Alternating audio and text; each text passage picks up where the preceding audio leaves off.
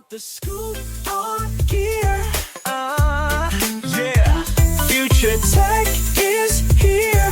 Come on, get it. We'll make the specs so clear. Ooh la la. With music to your ears. Hey, hey.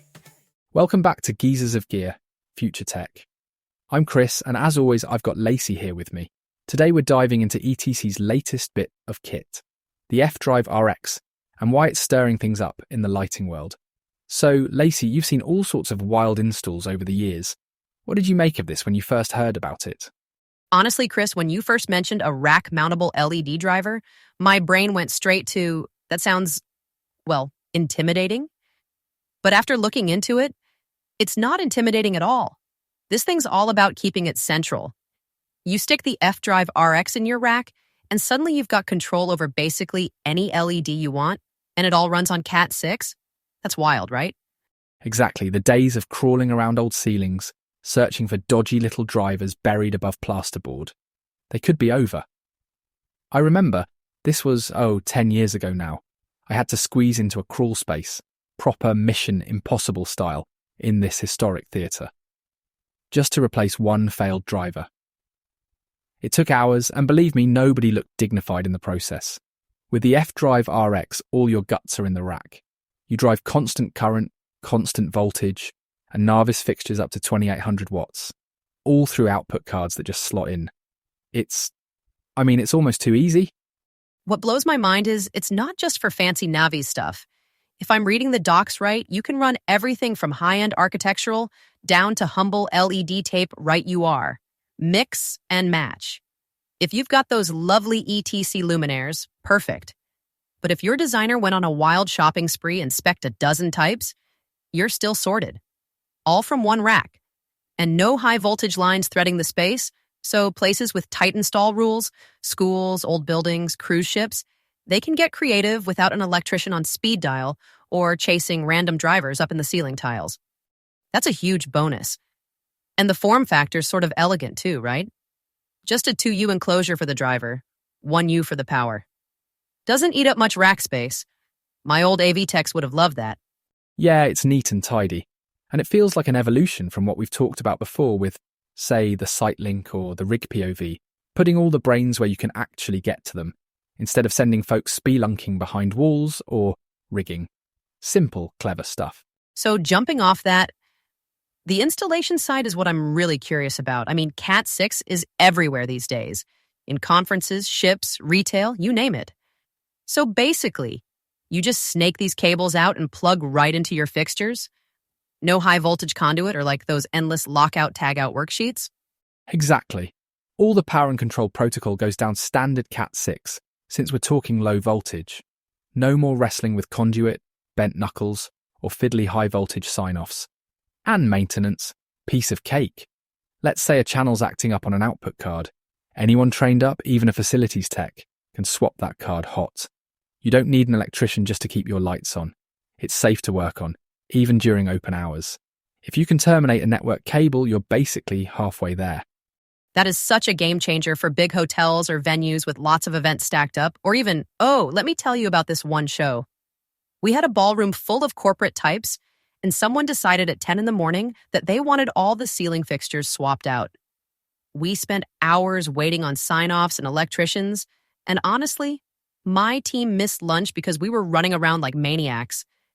If it had been centralized like this with everything rack mount, modular, hot, swappable, would have been done in an hour, probably less. No drama, no downtime.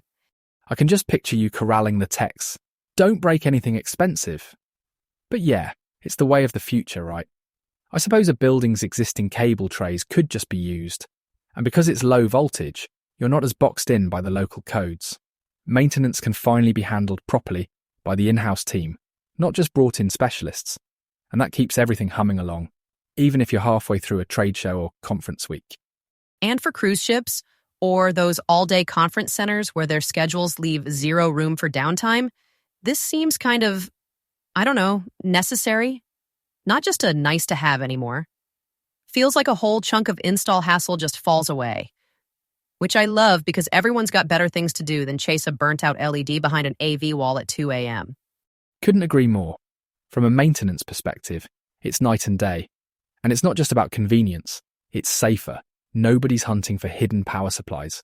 Nobody's tripping breakers or shutting down the whole rig for a quick card swap. Now here's where it ramps up. Versatility. The F-Drive RX isn't picky, is it? You've got constant current cards, constant voltage, fade to warm, and soon there'll be chroma cards for even more tricks. That means anything from ETC's range, but also most third-party LEDs. And those output cards are all hot swappable. One box covers pretty much the lot. And the emergency stuff really makes it a serious central brain. Because it's UL 924 listed, you can hook it into emergency lighting, right?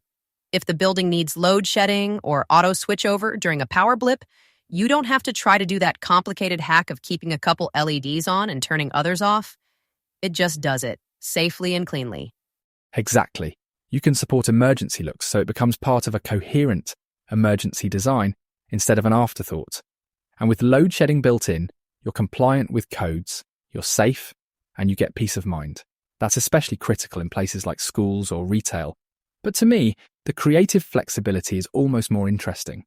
When you aren't saddled with whatever driver you can fit behind the drywall, suddenly a whole world of fixture options opens up. More colours, better dimming.